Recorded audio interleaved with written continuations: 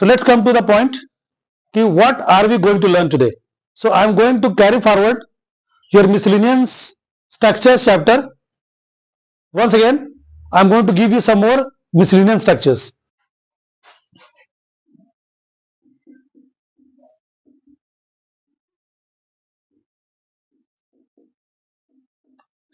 तो आज का जो फर्स्ट मिसलिनियस स्ट्रक्चर है वो है नथिंग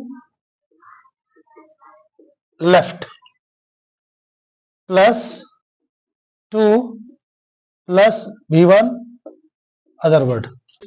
सो आज का जो पहला वर्ड है nothing left plus 2 plus V1 plus other word, right. अब इसका मीनिंग क्या होता है पहले समझते हैं. What is the Hindi meaning of nothing left? यानी कुछ नहीं बचा. एट फर्स्ट समझते हैं कि what is the meaning of nothing left. Nothing left का मतलब होता है कुछ नहीं बचा.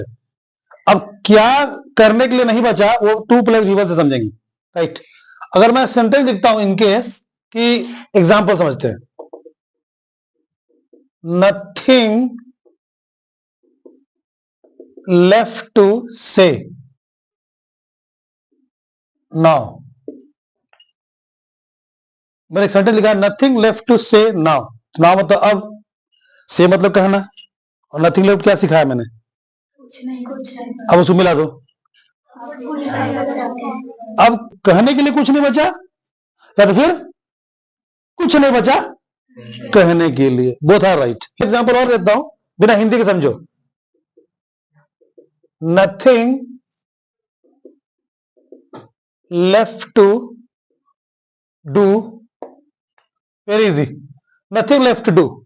डू मतलब करना होता है और नथिंग लेफ्ट मतलब कुछ नहीं बचा. तो क्या होगा हिंदी? कुछ. अब करने के लिए कुछ नहीं बचा. Nothing left to do.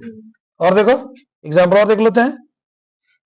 NOTH nothing left to eat today. Nothing left to eat today. What does it mean by? Hindi क्या हुआ? जैसे बोलो. खाने के लिए आज कुछ नहीं बचा या तो फिर आज खाने के लिए कुछ नहीं बचा, राइट. ओके समझ में आया? ओके आगे बढ़ते हैं. Number 2. Is this why? Is this why?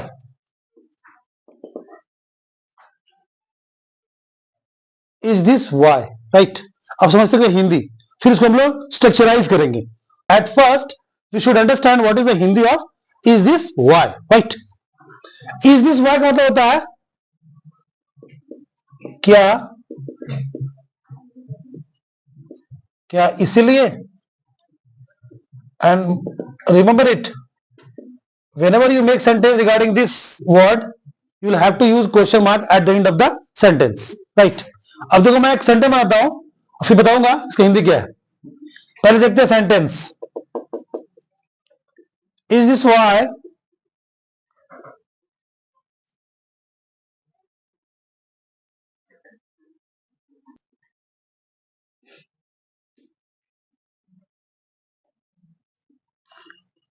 read this line.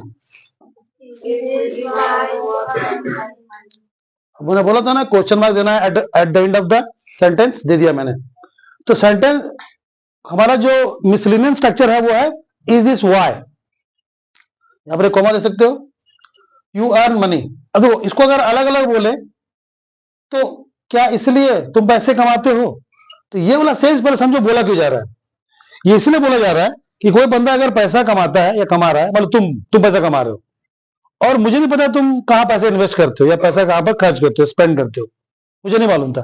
अचानक मुझे पता चला आज कि जो तुम पैसा कमाते हो वो तुम इलीगल वर्क में लगाते हो, यानी 2 नंबर के काम में लगा देते हो. कमाते हो लगाते हो, कमाते हो लगाते हो.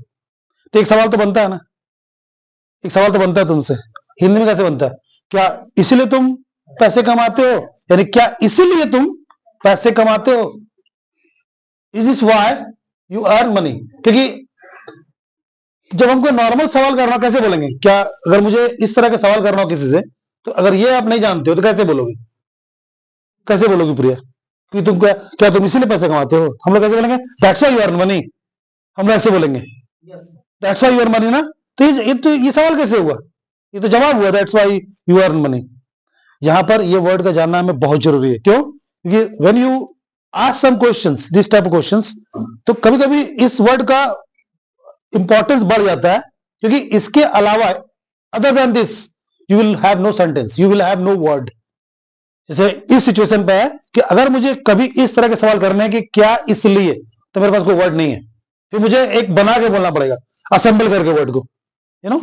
तो this is the word which will really bring a flavour of this Hindi, कि क्या इसलिए। एक एग्जांपल और समझते हैं। Is this Y,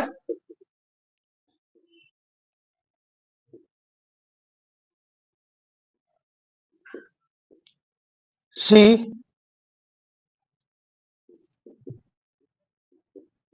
slapped you? You can change the tense.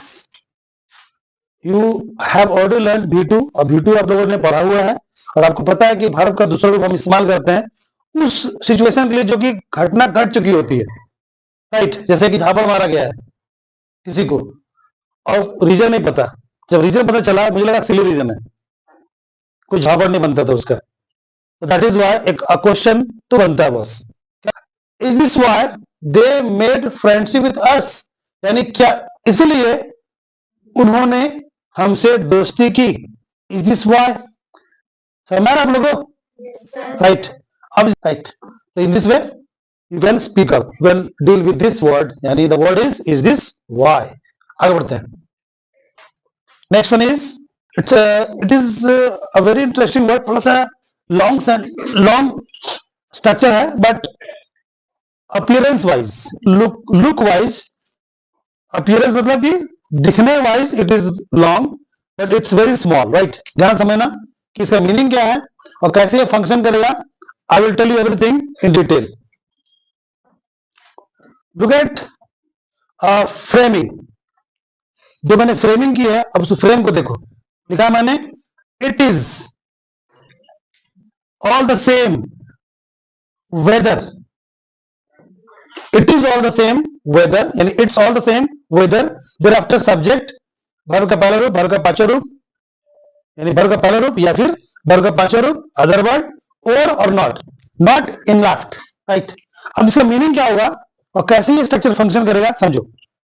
पहले तो मतलब है कि all the same, it's all the same, यानी कि कोई, जरा बोल तो सारे लोग क्या लिखा मैंने, जोर से बोलेंगे।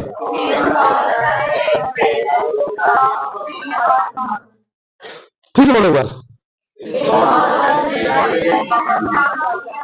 क्या समझ में आ रहा है?